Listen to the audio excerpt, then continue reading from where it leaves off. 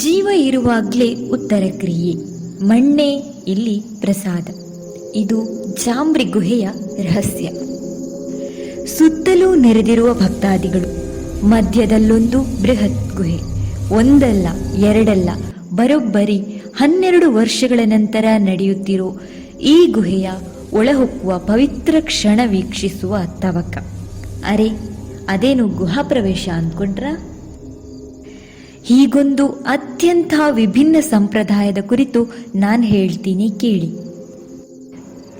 ಈ ಗುಹೆಯನ್ನು ಪ್ರವೇಶಿಸಬೇಕಾದರೆ ಜೀವಂತದಲ್ಲೇ ಉತ್ತರ ಕ್ರಿಯಾದಿಗಳನ್ನು ನೆರವೇರಿಸಬೇಕು. 48 ದಿನಗಳ ಕಾಲ ಮನೆಯಿಂದ ಊರಿಂದ ದೂರವಿದ್ದು ಶ್ವೇತಾವಸ್ತ್ರಧಾರಿಯಾಗಿ ವೃತಾಚರಣೆ ಮಾಡಬೇಕು.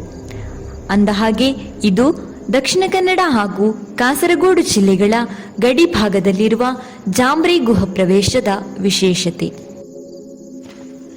ದಕ್ಷಿಣ ಕನ್ನಡ ಹಾಗೂ ಕೇರಳದ ಕಾಸರಗೋಡು ಜಿಲ್ಲೆಗಳ ಗಡಿ ಭಾಗದಲ್ಲಿರುವ ಚೆಂಡೆತ್ತಡ್ಕ ಎನ್ನುವ ರಕ್ಷಿತಾರಣ್ಯ ಪ್ರದೇಶದಲ್ಲಿರೋ ಜಾಂಬ್ರಿ ಗುಹೆಯ ರೋಚಕ ಕಥೆ ಇದು. ಹಲವು ವಿಶೇಷತೆಗಳ ಕೇಂದ್ರ ಬಿಂದುವಾಗಿರುವ ಈ ಗುಹೆಯ ಒಳಗಿರುವ ಶಕ್ತಿಗೆ 12 ವರ್ಷಗಳಿಗೊಮ್ಮೆ ಜೀವ ತುಂಬುವ ಪ್ರಕ್ರಿಯೆ ನಡೆಯುತ್ತದೆ.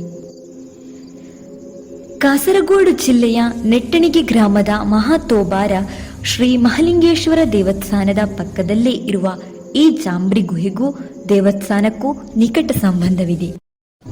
ಗೆಣಸು ಅಗೆಯುವಾಗ ಶಿವಲಿಂಗ ಪತ್ತೆ. ಜಾಂಬ್ರಿ ಗುಹೆಯೊಳಗೆ ಕ್ಷೇತ್ರಕ್ಕೆ ಸಂಬಂಧಿಸಿದ 5 ಜನ ಮಾತ್ರ ಪ್ರವೇಶ ಮಾಡುತ್ತಾರೆ. 3 ವೈದಿಕರು ಹಾಗೂ 2 ಈ ಭಾಗದ ಮೂಲ ನಿವಾಸಿಗಳಾಗಿರುತ್ತಾರೆ. ಭೂಮಿಯಲ್ಲಿ ಹುದುಗಿದ್ದ ಶಿವಲಿಂಗ ನಿಟ್ಟೋಣಿ ಎನ್ನುವ ಮೂಲ ನಿವಾಸಿಗೆ ಗೆಡ್ಡೆ ಗೆಣಸನ್ನು ಅಗೆಯುತ್ತಿದ್ದ ಸಂದರ್ಭದಲ್ಲಿ ಗೋಚರಿಸಿತು. ಗೆಣಸು ಅಗೆಯುವ ಸಮಯದಲ್ಲಿ ಆತನ ಕತ್ತಿ ಶಿವಲಿಂಗಕ್ಕೆ ತಗುಲಿ ರಕ್ತ ಚಿಮ್ಮುತ್ತದೆ. ಈ ವಿಚಾರವನ್ನು ತಿಳಿದ ಆಗಿನ ರಾಜ ಸ್ಥಳಕ್ಕೆ ಆಗಮಿಸಿ ದೇವರಿಗೆ ದೇವಸ್ಥಾನವನ್ನು ಕಟ್ಟಿಕೊಡುತ್ತಾನೆ. ಈ ಕಾರಣಕ್ಕಾಗಿಯೇ ಜಾಂಬ್ರಿ ಗುಹೆಗೆ ಮೊದಲ ಪ್ರವೇಶ ಮಾಡುವ ಅವಕಾಶ ನೆಟ್ಟಣಿಗೆ ಗ್ರಾಮದ ಮೂಲ ನಿವಾಸಿಗಳಿಗಾಗಿದೆ. 48 ದಿನಗಳ ಕಠಿಣ ವ್ರತ.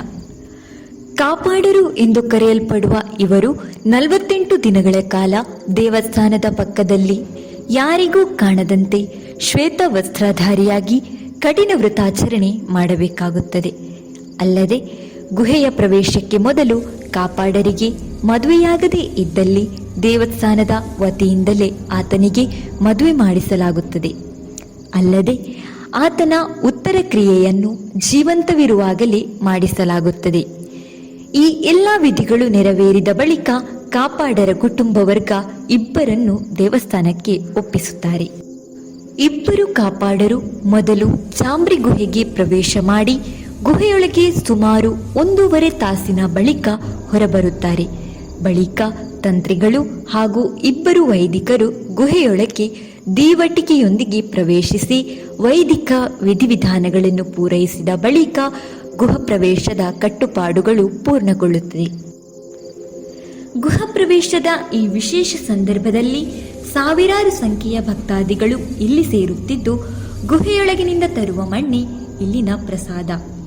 12 ವರ್ಷಗಳಿಗೊಮ್ಮೆ ನಡೆಯುವ ಈ ವಿಶೇಷ ವಿಧಿವಿಧಾನಗಳ ವೀಕ್ಷಣೆಗಾಗಿ ರಾಜ್ಯ ಹಾಗೂ ಹೊರ ರಾಜ್ಯಗಳಿಂದಲೂ ಜನ ಈ ಗುಹೆಯತ್ತ ಬರುತ್ತಾರೆ. ಅಂದಹಾಗೆ 2017ರಲ್ಲಿ ಕೊನೆಯ ಬಾರಿಗೆ ಈ ಗುಹಾ ಪ್ರವೇಶದ ವಿಧಿವಿಧಾನಗಳು ನಡೆದಿದೆ. ಧನ್ಯವಾದಗಳು.